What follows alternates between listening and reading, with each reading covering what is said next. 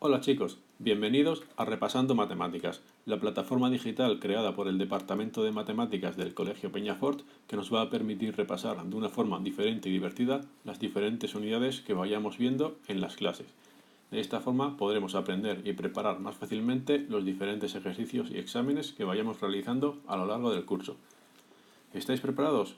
Pues comencemos por la unidad 1, donde veremos números racionales, irracionales, reales, veremos también los intervalos, aproximaciones y errores, acotación de errores, notación científica, radicales, operaremos con radicales, racionalizaremos y por último veremos los logaritmos.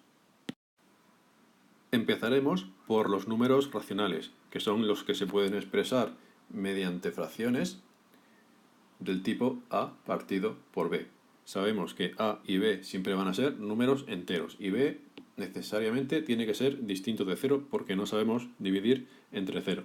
Los números racionales pueden tener una expresión decimal finita, como por ejemplo el 3 medios, o expresión periódica infinita, como puede ser el 1/3, es 0,33 periodo.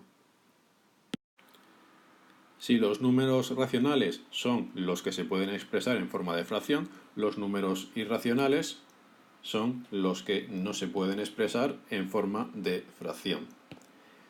Esto es, por ejemplo, el pi, o esto es, por ejemplo, el phi, o el raíz de 2, o cualquier otro número que tiene infinitos decimales y no se repiten de forma periódica.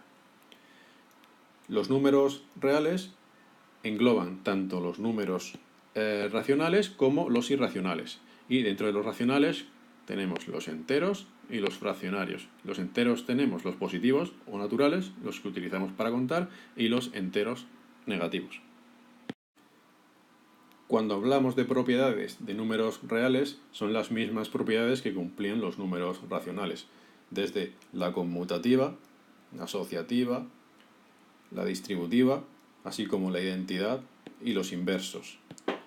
La conmutativa es la que me dice que a más b es igual que b más a. Eso es para la suma. Si lo hacemos para la multiplicación, b por a es igual que a por b. Y lo vemos en ejemplo, 8 más 2 es igual que 2 más 8. O 5 por menos 3 es igual que menos 3 por 5.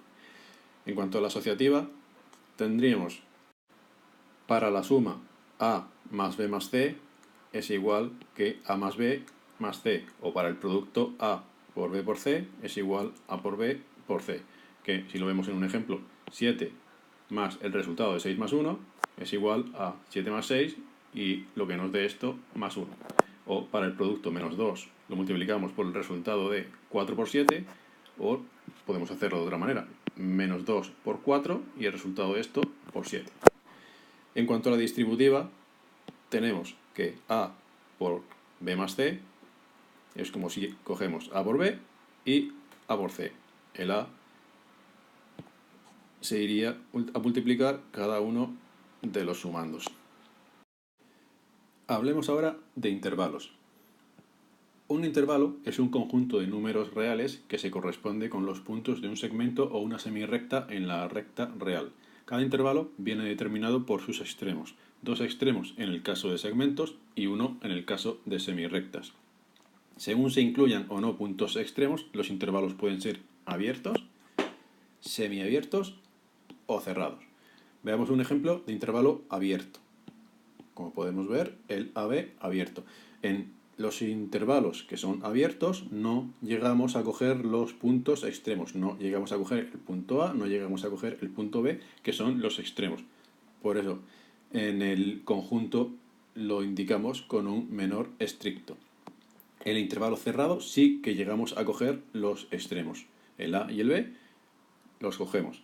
Por eso en el conjunto no indicamos el menor estricto, sino que indicamos simplemente un menor o igual, tanto para el A como para el B. En un punto intermedio tenemos los semiabiertos o semicerrados, como por ejemplo vemos el AB con el A cerrado y el B abierto. En este caso, el intervalo llegará al punto A, el que está más a la izquierda, pero no llegará al punto B, el que está más a la derecha. O en este caso, que es justo al revés. Vamos a coger el punto B, pero no vamos a coger el punto A. Si en vez de intervalos tenemos semirrectas que se expresan como un intervalo que va desde el punto A hasta el más infinito o desde el menos infinito hasta un punto B. Quiere decir que vamos a partir desde un punto A y vamos a coger todos los puntos hasta el infinito. No nos vamos a dejar ninguno. O si el intervalo A, el extremo A es abierto, pues no cogeremos el extremo, y si es cerrado, sí cogeremos el extremo. Y en lo mismo en el sentido contrario, con el B. Infinito más pequeño que B, empezamos desde el menos infinito y nos desplazamos hasta llegar al B. Si es cerrado, cogeremos el extremo, si es abierto, no cogeremos el extremo. Hablaremos ahora de las aproximaciones y los correspondientes errores que cometemos al aproximar. Aproximar un número consiste en sustituirlo por otro número con menos cifras decimales. El valor de la aproximación puede ser tan cercano al número real como queramos. Podemos hacer una aproximación por exceso, que es cuando la aproximación es mayor que el número original, o una aproximación por defecto, que es cuando la aproximación es más pequeña que el número original. Asimismo, tenemos también dos formas de aproximar. Bien, por truncamiento, en este caso eliminamos las cifras que hay a partir del orden establecido, las sustituimos por cero simplemente, o no las ponemos si son decimales. Y el redondeo. En el redondeo no es que eliminemos las cifras, sino que eliminamos las cifras, pero miramos el orden inmediatamente siguiente al de la aproximación. De forma que si es un 5 o mayor de 5, pues la cifra a redondear la incrementaremos en una unidad. Lo veremos en la imagen siguiente.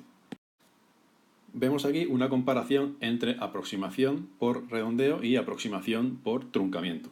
Veamos el primer ejemplo, el 0,9876, y vamos a aproximar a las décimas. Al aproximar a las décimas, lo primero que tenemos que hacer es marcar la cifra que queremos aproximar. En este caso es el 9, que está en verde. Cuando hacemos el truncamiento, simplemente nos vamos a la cifra que queremos truncar y cortamos.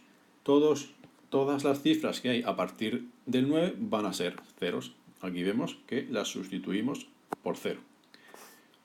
Los ceros, como son decimales y están a la derecha, los podemos quitar y quedarnos con 0,9. Vamos a hacer la misma aproximación, pero por redondeo. Nos quedamos con la misma cifra, que es el 9, pero miramos la cifra siguiente, que es un 8. 8 vemos que es más grande que 5. Por tanto, esto nos indica que la cifra a redondear deberíamos incrementarla en una unidad. En este caso, si teníamos un 9, tenemos que incrementar una unidad, más 1, tenemos 10. Son 10 décimas, pero 10 décimas es una unidad. Por eso el resultado final será una unidad. Y lo demás van a ser ceros. Pasemos a otro ejemplo. Veamos el 76,1531 y vamos a aproximar a las milésimas. Aquí vemos al 3. Cuando truncamos, igual que en el ejemplo anterior, cortamos en el 3 y las cifras que hay a continuación, en este caso es un 1, pues se sustituye por un 0 y tenemos 76,153. Cuando redondeamos, miramos la cifra que hay a continuación del 3, que es el que queremos redondear, y es un 1. El 1 es más pequeño que un 5, por tanto, la cifra se queda igual que está. El 3 va a seguir siendo 3.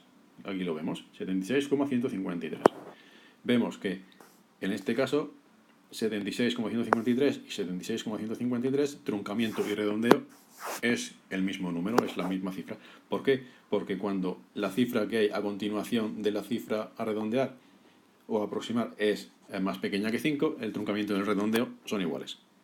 Veamos otro ejemplo. El 123,4589 y aproximamos a las centésimas. Cortamos en la cifra que nos interesa, en el 5. En el truncamiento, el 8 y el 9 van a pasar a ser ceros, que los podemos eliminar porque son decimales ceros a la derecha que no me sirven de nada. Y el redondeo, el 8 es más grande que 5, por tanto tenemos que aumentar en una unidad el 5. Y aquí tenemos 123,46. Otro ejemplo, el 996,58. Cuando cortamos en la cifra donde queremos aproximar, que es a las décimas, nos fijamos en la cifra siguiente, que es un 8. En el truncamiento me da igual, no me interesa, simplemente quito el 8 y punto. En el redondeo sí que me interesa ver que es más grande que 5, por tanto el 5 que tenía inicialmente se transforma en un 6. Cuando aproximamos cometemos errores.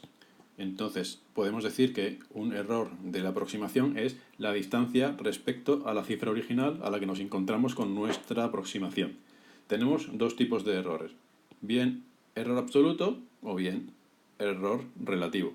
El error absoluto es la diferencia entre el valor real y el valor de la magnitud, como podemos ver en esta fórmula. Siempre lo vamos a expresar en valor absoluto porque es una distancia y las distancias son siempre positivas. No me importa si me he aproximado por exceso o me he aproximado por defecto. En cuanto al error relativo, es la relación que existe entre el error absoluto y la magnitud medida, o sea, el valor real. Se suele expresar como porcentaje. Cuando lo expresamos como porcentaje, esta fórmula que tenemos aquí se multiplica por 100 y entonces tendremos el porcentaje. Una vez sabemos que vamos a cometer errores, tenemos que acotar este error, es decir, tenemos que saber el error máximo que puedo cometer con una aproximación. En este caso podemos hablar de cota de error absoluto, que lo representamos con una epsilon, y podemos decir que el error absoluto va a ser menor que 1 partido de 2 por 10 elevado a n, donde n es el orden de aproximación. Por otro lado, tenemos el error, la cota de error relativo. La cota de error relativo podemos ver que siempre va a ser menor que la cota de error absoluto partido del valor aproximado menos la cota de error absoluto. Vamos a ver un ejemplo para que nos quede un poco más claro. Tenemos el número pi. El número pi es 3,14, 15, 9, 2, 6, 5 y un montón de decimales más. Como son muchos decimales, voy a aproximar a 3,14. Con 3,14 tengo un error absoluto de 0,005. En este caso, el error relativo va a ser más pequeño que la cota de error absoluto partido del valor aproximado menos la cota de error absoluto. Podemos ver que la cota de error absoluto es 0,005 y el valor aproximado 3,14 menos 0,005. En total, 0,0016. El error relativo va a ser 0,0016. En este caso, si lo queremos expresar como porcentaje, multiplicamos por 100 y tendríamos que el porcentaje de error relativo sería un 0,16%. Cambiando de tema, vamos a hablar ahora de la notación científica, que es del tipo a por 10 elevado a b, donde a es un decimal exacto del intervalo 1-9 y b es un número entero donde el término a es lo que llamamos mantisa y donde el término b es el orden de magnitud. Podemos hacer con notación científica distintas operaciones. Vamos a empezar con las sumas y con las restas. Para sumar o para restar varios números de notación científica, que lo grafiamos con NC para abreviar, el exponente 10 debe ser idéntico. Y si no lo es, habrá que hacer los cambios necesarios para que el exponente 10 sea el mismo. Veamos un ejemplo para ver lo que queremos decir. Tenemos 4,122 por 10 elevado a 9, más 5,022 por 10 elevado a 9. En este caso, lo que me interesa en las sumas es que las partes exponenciales sean iguales, 10 elevado a 9 y 10 elevado a 9. En este caso, como sí que son iguales, pues lo tenemos hecho. Simplemente sumamos las mantisas y dejamos el mismo exponente, la misma parte exponencial. ¿Qué pasa? Es que como en el caso siguiente tenemos 5,358 por 10 elevado a 9 más 9,256 por 10 elevado a 12. En este caso tenemos que el 10 elevado a 9 no es igual que el 10 elevado a 12. Por tanto, no se puede hacer la suma. La suma lo resta. Debemos hacer algún tipo de modificación. En este caso, puedo dejar los 2 como 10 elevado a 9, o puedo dejar los 2 como 10 elevado a 12, o puedo buscar un término intermedio y modificar los dos. lo suyo sería aprovechar alguno de los dos, o el 10 elevado a 9 o el 10 elevado a 12. En este caso vamos a aprovechar el 10 elevado a 12 y este término lo vamos a dejar como está. Por lo tanto, deberemos modificar esto y esto, el 10 elevado a 9 y el 5,358. Si necesitamos un 10 elevado a 12 y aquí tenemos un 10 elevado a 9, querrá decir que tendremos que multiplicar por 1000 el 10 elevado a 9. Si multiplicamos por 1000 el 10 elevado a 9, tendremos que dividir entre 1000 el 5,358. En este caso, vamos a tener que 0,00358 por 10 elevado a 12 más 9,256 por 10 elevado a 12. En este caso sí que vamos a tener que 10 elevado a 12 es igual a 10 elevado a 12, por tanto podemos sumar las mantisas para obtener el resultado, pues el que toque en cada caso. Pasamos ahora a la multiplicación y a la división. Tanto la multiplicación como la división se opera de forma independiente con la parte decimal y con la parte exponencial. Hay que tener en cuenta que las propiedades de las potencias se usarán en la potencia de 10. Como la base de la potencia es 10 en todos los casos, se mantendrá la misma base, pero los exponentes se sumarán en el caso de la multiplicación o se restarán en el caso de la división. Aquí podemos ver la fórmula general: a por 10 elevado a n por b por 10 elevado a m, multiplicamos las mantisas y los exponentes, como estamos multiplicando 10 elevado a n por 10 elevado a m, pues 10 elevado a n más m.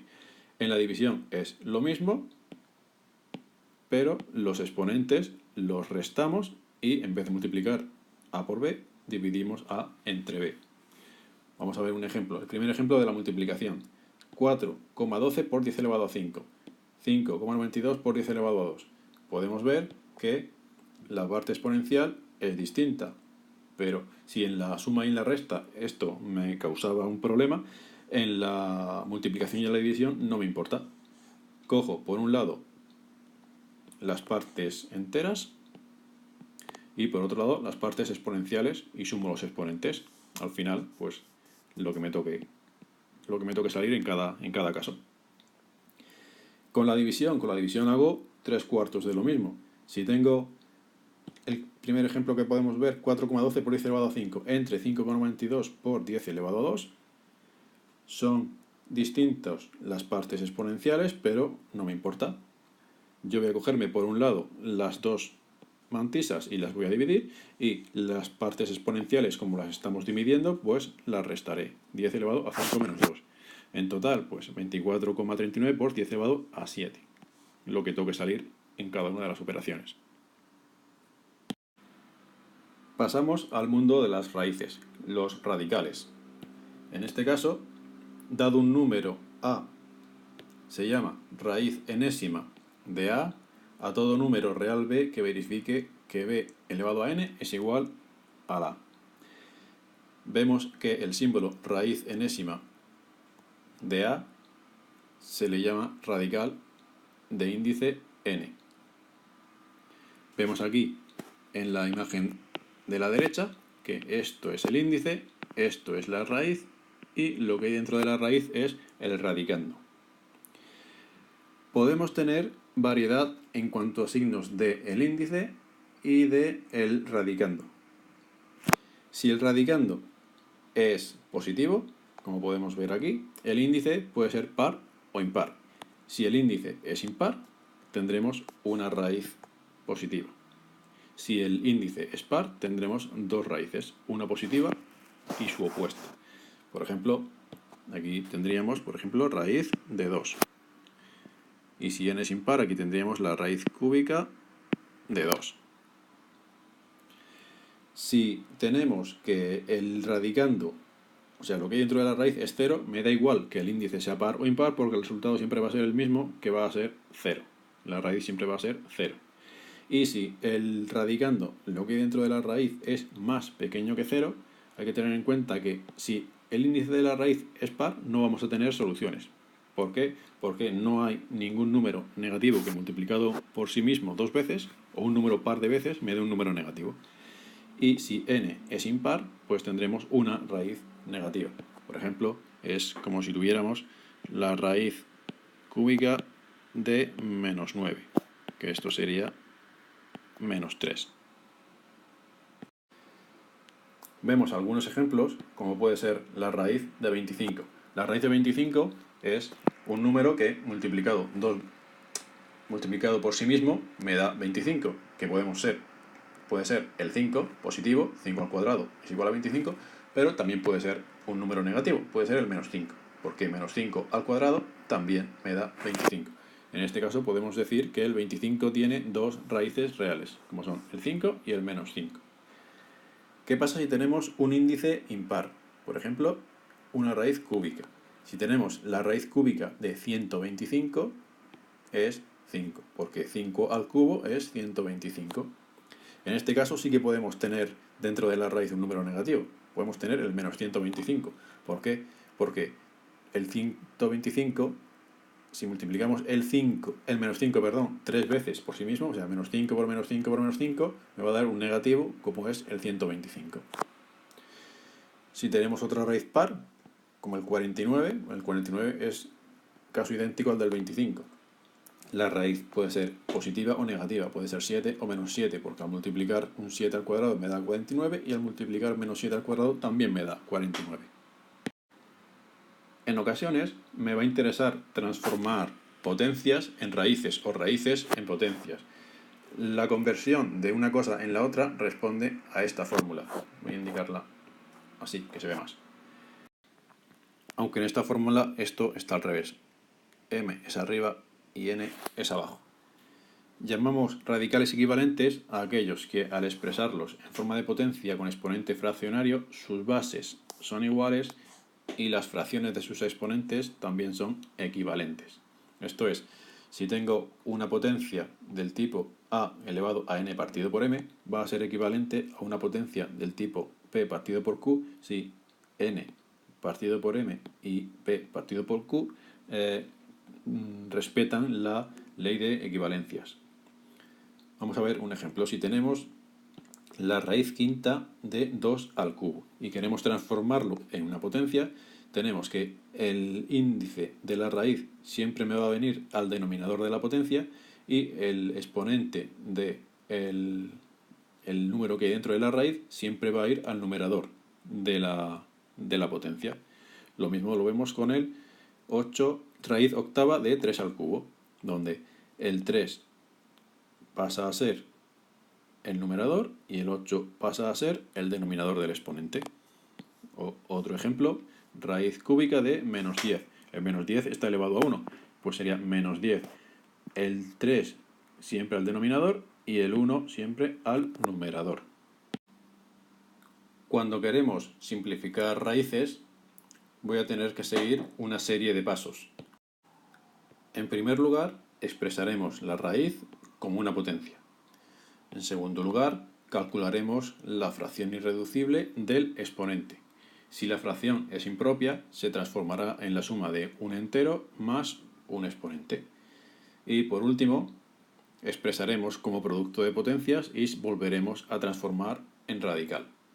Vamos a ver un ejemplo que nos explique lo que acabamos de explicar. La raíz cúbica de 125. Lo primero, hemos dicho, expresarlo como potencia, pues el 105 lo factorizamos y tenemos que es 5 al cubo. Y pasamos de raíz a potencia. En este caso, como el 3 y el 3 son iguales, numerador y denominador van a ser iguales, 5. No se puede reducir más el exponente. Vamos a ver otro ejemplo, la raíz de 256, que descomponemos y tenemos raíz de 2 elevado a 8. Si transformamos en potencia, 2 elevado a 8 tercios. Bueno, que realmente no es 8 tercios, para que fuera 8 tercios la raíz debería ser cúbica. Perdón. Bien, seguimos. En este caso tenemos 2 elevado a 8 tercios. Tenemos que 8 tercios es una fracción impropia. ¿Qué quiere decir? Que podemos dividirla en dos fracciones, como puede ser 6 tercios más 2 tercios. 6 tercios es un 2, que es un entero, y 2 tercios, que es una fracción. De esta forma, aplicando las propiedades de las potencias, vamos a tener que 2 elevado a 2 más 2 tercios es como 2 al cuadrado por 2 elevado a 2 tercios. 2 al cuadrado lo vamos a dejar como tal. Y el 2 elevado a 2 tercios lo vamos a transformar de nuevo en una raíz. Y vamos a tener que el 3 que vuelve a faltar, la raíz cúbica de 2 al cuadrado. Otra de las operaciones previas que en ocasiones vamos a tener que ejecutar son la de reducir radicales a índice común. Esto consiste en encontrar otros radicales equivalentes que tengan el mismo índice, y para ello tendremos que seguir dos pasos. Primero, expresar la raíz como potencia, y segundo, calcular y transformar las fracciones del exponente a denominador común. Esto es, lo vemos con un ejemplo. La raíz quinta de 3 lo transformamos en una potencia y tenemos 3 elevado a un quinto. Eso por un lado, porque por otro tenemos la raíz cúbica de 3, que si lo transformamos a potencia es 3 elevado a un tercio. Y si cogemos otra más, tenemos la raíz cuadrada de 3, que si lo pasamos a potencia es 3 elevado a un medio. Y quiero tener un índice común, por tanto voy a necesitar el mínimo común múltiplo de 2, 3 y 5, que son los denominadores de las fracciones o los índices de las raíces. Vemos que el mínimo común múltiplo de 2, 3 y 5 es el 30. Por tanto, las potencias me las voy a expresar con un denominador común que es el 30. El 3 elevado a un quinto se transforma en 3 elevado a 6 treintavos, que si lo ponemos como raíz, tendríamos la raíz 30 de 3 elevado a 6. El 3 elevado a un tercio lo transformamos en 3 elevado a 10 partido de 30, que si lo transformamos en una raíz, tendremos la raíz 30 de 10. Y lo mismo con el 3 elevado a un medio, que sería 3 elevado a 15 treintavos, o lo que es lo mismo, si lo pasamos a raíz 30 de 3 elevado a 15. Y ya tendríamos las raíces reducidas a índice común. El índice común nos puede servir para realizar ciertas operaciones, como por ejemplo, vamos a hablar de la suma y de la resta. En este caso, necesitaremos tener el mismo índice y el mismo radicando. Si en vez de sumar y restar lo que buscamos es multiplicar y dividir, los radicales tienen que tener también el mismo índice o el mismo radicando. Y si lo que buscamos es calcular la potencia o la raíz de un radical, transformaremos las raíces en potencias y operaremos con ellas. Vamos a ver algunos ejemplos. Si tengo dos sumandos, en este caso estoy haciendo una resta, con dos raíces, las raíces vemos que son idénticas. Tenemos el mismo radicando y el mismo índice. Raíz de 2 con raíz de 2. Aquí tengo 5 raíces y aquí tengo 2 raíces. Como las raíces son iguales, puedo restarlas en este caso. 5 menos 2 por raíz de 2, pues 3 raíz de 2. Veamos el siguiente ejemplo. Tengo la raíz cúbica de 3 y la raíz cúbica de 3. Tenemos el mismo índice y el mismo radicando, por tanto se pueden sumar, se pueden restar. En este caso, pues nos cogeremos menos 8 menos 5 menos 13 por raíz de 3. Cuando tenemos una serie de sumandos con raíces distintas, para poder operar, para sumar o restar, deberemos agrupar las raíces que sean iguales. En este caso del ejemplo tendremos una raíz cúbica de 2 y una raíz cúbica de 2. Estas, al ser iguales, se pueden juntar. Entonces tendremos 10 más 9, que son los índices, por la raíz cúbica de 2, que es la raíz común a los dos.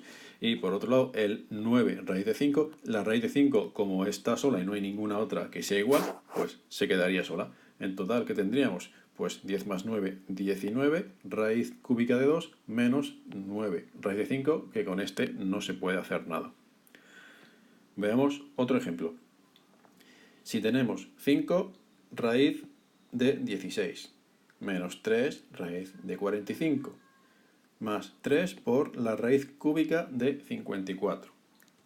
En estos casos, que vemos que los radicandos no son primos, Lo primero es factorizar. Factorizar el 16, factorizar el 45 y factorizar el 54. De forma que nos va a quedar 5 por raíz cuadrada de 2 a la cuarta, menos 3 por raíz cuadrada de 3 al cuadrado por 5, más 3 por raíz cuadrada de 3 al cuadrado por 5. En estos casos vamos a poder sacar cosas fuera de la raíz. Vamos a poder sacar fuera de la raíz dos doses de aquí, un 3 de aquí y un 2 de aquí. Que como vemos al final me va a quedar 5 por 2 al cuadrado. Aquí en este sumando no me van a quedar raíces. En este segundo sumando sí que me va a quedar una raíz. Sería el 3 que ya estaba con el 3 que sale de la raíz por la raíz que se queda. Y lo mismo en esta tengo el 3 que estaba, el 3 que sale, multiplicando por supuesto, y la raíz de 5 que se queda como raíz de 5. Al final, pues agrupando me queda un resultado como este. Y aquí tenemos que menos 9 raíz de 5 más 9 raíz de 5 se me van. El siguiente ejemplo sería un poco más largo, pero aplicaríamos los mismos procesos que he aplicado en el caso de arriba. Llegamos ahora a una parte importante que es la racionalización.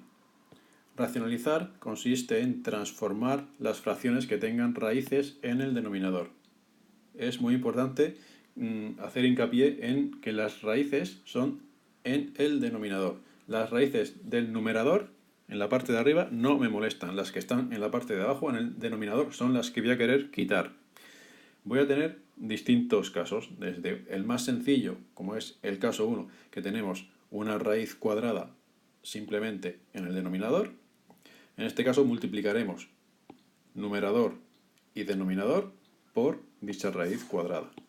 Es una raíz cuadrada, no es una raíz cúbica ni una raíz de índice n.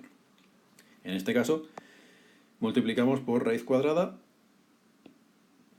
y por raíz cuadrada. Siempre tenemos que multiplicar numerador y denominador por lo mismo, por el mismo número, para que la fracción no me cambie. ¿Qué conseguimos al multiplicar por raíz cuadrada? Pues tener una raíz cuadrada al cuadrado, de forma que el cuadrado y la raíz se me van. ¿Y qué me queda? Un 2. Ya no tengo raíces en el denominador, que es lo que estaba buscando. Sí que tengo raíces en el numerador, pero esto en principio no me va a importar. Veamos un segundo caso. Aumentamos la dificultad. En el caso 2, lo que vamos a tener es una raíz enésima. No vamos a tener una raíz cuadrada. En este caso vamos a tener que transformar la raíz en potencia y multiplicaremos el numerador y denominador por la potencia a elevado a 1 menos n. El 1 menos n es el índice el exponente que necesitamos para que sumado al exponente que tenía inicialmente me dé 1. Y cuando tengo un exponente que es 1, pues ya no tendré ningún tipo de raíz. Vamos a verlo con un ejemplo que se verá más claramente. Tenemos 3 partido de la raíz quinta de 2 elevado a 3. Hemos dicho que lo primero que tenemos que hacer es transformar la raíz en potencia. Aquí lo vemos, 2 elevado a 3 quintos. Y ahora multiplicaremos numerador y denominador por 2 elevado a 1 menos 3 quintos, que esto normalmente lo haremos de cabeza. ¿Qué necesito? Sumarle al 3 quintos para que me dé 5 quintos, o lo que es lo mismo, para que me dé 1. Pues necesito sumarle 2 quintos. Pues esto es 2 elevado a 3 quintos por 2 elevado a 2 quintos. Multiplico por 2 elevado a 2 quintos en el denominador y en el numerador, para que la fracción no me varíe. Aplicando propiedades de las potencias, producto de potencias, sumamos los exponentes y me va a quedar 2 elevado a 5 quintos, o sea, 2 elevado a 1. Como vemos, se me va el 1, lo puedo quitar y me queda un 2. Ya no tengo raíces en el denominador. Sí que tengo raíces en el numerador, pero de ahí no me molestan. Aumentamos aquí, en el caso 3, el grado de dificultad. Ahora, en el denominador vamos a tener un binomio. donde al menos uno de los miembros es una raíz cuadrada. Podemos tener bien un a partido de b más raíz de c, b menos raíz de c o raíz de b menos raíz de c, hablando siempre del denominador, una raíz o dos raíces. En cualquier caso, siempre se hace lo mismo. Tenemos que multiplicar por el conjugado. ¿Y qué es el conjugado? Pues para el conjugado debemos acordarnos de los productos notables. Concretamente de la formulita que nos decía que a más b por a menos b es igual a a cuadrado menos b al cuadrado. ¿Por qué nos interesa esta fórmula? Porque si nos damos cuenta, si en alguno de estos factores, bien el a, bien el b, alguno de estos es una raíz, cuando calcule el cuadrado de los dos, si alguno o los dos es una raíz, la raíz va a desaparecer. Vamos a ver un ejemplo. Tenemos 8 partido de 1 más raíz de 5.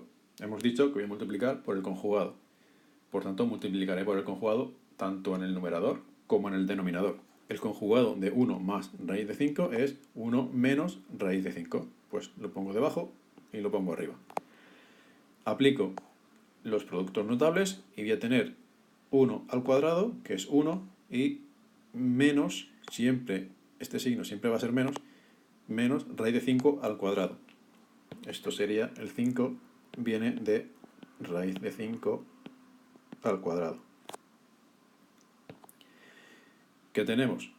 En el denominador se nos van las raíces y tenemos 1 menos 5 menos 4, y en el numerador sí que tenemos raíces, pero en el numerador me da igual tener raíces. Aquí en muchas ocasiones podré simplificar. En este caso 8 y menos 4 se pueden simplificar. Puedo dividir todo entre 4 y me va a quedar un menos 2 por 1 menos raíz de 5. El último punto del tema son los logaritmos.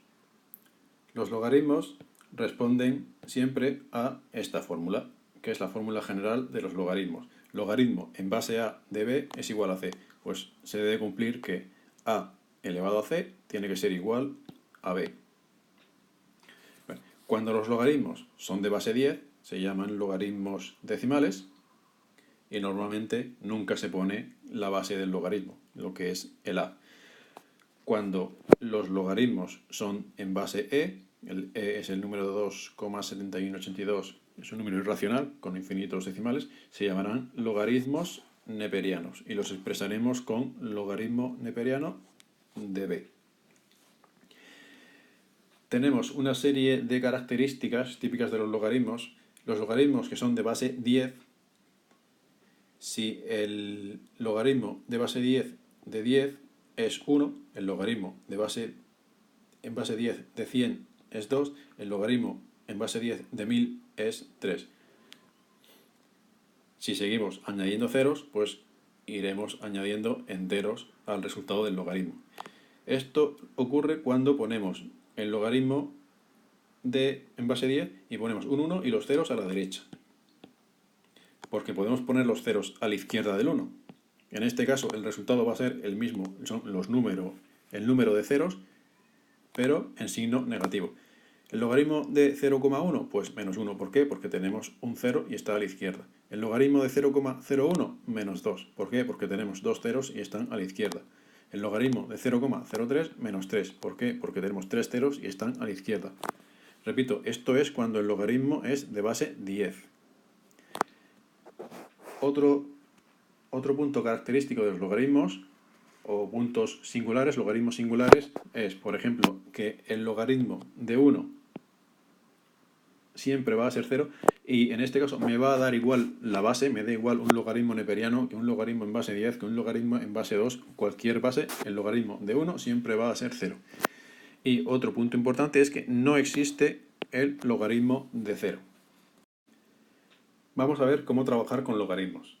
Si tengo, por ejemplo, el logaritmo en base 2 de 32, y esto tiene que ser x, he de buscar que aplicando la definición 2 elevado a x tiene que darme 32.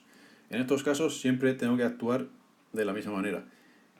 Deberé factorizar el número del que quiero conocer el logaritmo, en este caso el 32, y el 32 es 2 elevado a 5. En este caso lo ponemos 2 elevado a x va a ser igual a 32, que va a ser igual a 2 elevado a 5. Pues 2 elevado a x es igual a 2 elevado a 5. Si las bases son iguales, los exponentes van a ser iguales. Por tanto, la x tiene que ser 5 necesariamente. El logaritmo en base 2 de 32 tiene que ser 5. Hacemos lo mismo con otro ejemplo. Vamos a ver un logaritmo de 0,0001. Aquí sabemos que, por lo que hemos visto en la imagen anterior, que debería ser 1, 2, 3, 4. Debería ser menos 4, pero vamos a demostrarlo. Yo tengo que la base, que es 10 elevado a x, tiene que darme lo que quiero saber del logaritmo. Pues 10 elevado a x es igual a 0,001. Vale. Esto me interesa ponerlo como potencia. Pues el 0,001 como potencia es 10 elevado a menos 4. Pues perfecto, ya lo tengo. 10 elevado a x es igual a 10 elevado a menos 4. Si las bases son iguales, los exponentes también van a ser iguales. X es igual a menos 4, como habíamos visto antes de empezar. Si tengo un logaritmo neperiano, el logaritmo neperiano tiene base e. Por tanto sería e elevado a x. El e elevado a x tiene que ser igual a lo que quiero conocer del neperiano, el e elevado a 6. Por tanto, tengo lo mismo de antes. Las bases se van a repetir, pues los exponentes tienen que ser iguales. X va a valer 6. Y para acabar, ahora sí, definitivamente, vamos a hablar de las propiedades de los logaritmos. Hemos visto que el logaritmo en base a de a va a ser 1. Esto es con cualquier base. Si coincide la base y el logaritmo, pues el resultado va a ser 1. Siempre el logaritmo de 1 va a ser 0. Me da igual la base, me da igual que sea en base 10, que sea en base e o que sea en cualquier base. Cuando tengo un producto, el logaritmo del producto es igual al logaritmo de cada uno de los factores. Quiero decir, el logaritmo de a, el logaritmo en base a de m por n es igual al logaritmo en base a de m más el logaritmo en base a de n. Es como aplicar las propiedades de las potencias. Que el producto de un producto de potencias era como sumar los exponentes y mantener la base. Pues esto es una cosa muy similar. Esto es como si fuera la base de las potencias y esto es como si fuera el exponente de las potencias. De la misma manera, el logaritmo de un cociente es la diferencia de los logaritmos. El logaritmo de m partido de n es el logaritmo de m menos el logaritmo de n. También vemos mucha similitud con las potencias. Y si tenemos una potencia dentro del logaritmo, tenemos el logaritmo de una potencia, el exponente lo podemos pasar delante del logaritmo. Y nos queda que n por el logaritmo en base a de b. Y un aspecto muy importante y que nos sacará de algún atolladero es cuando queremos hacer un cambio de base. Esto es, si tengo el logaritmo en base a de b, pero yo no sé calcular el logaritmo en base a, pero sí sé calcular los logaritmos en base c, por ejemplo, pues voy a transformar este logaritmo en base a en logaritmo en base c. En este caso tendré que el logaritmo en base c de esto partido del logaritmo en base c de la base. Aquí tenemos que tener en cuenta que a tiene que ser mayor que 0 y b tiene que ser mayor que 0. Y ni a ni b pueden ser 1. Si lo vemos con números, para ver un poco más claro, el logaritmo de 5 por 10 es igual al logaritmo de 5 más el logaritmo de 10. El logaritmo de 5 entre 2 es igual al logaritmo de 15. 15 entre 2 es igual al logaritmo de 15 menos el logaritmo de 2. Y el logaritmo de una potencia, si tenemos el logaritmo de 25 al cuadrado, pues el 2 hemos dicho que lo podíamos poner delante del logaritmo, 2 por logaritmo de 25. Y si tenemos el logaritmo en base 5 de 10, esto es, vamos a aplicarle un cambio de base y vamos a poner una base 10. Pues es el logaritmo en base 10 de 10 partido del logaritmo en base 10 del índice del logaritmo. Y aquí tendríamos lo que es el cambio de base.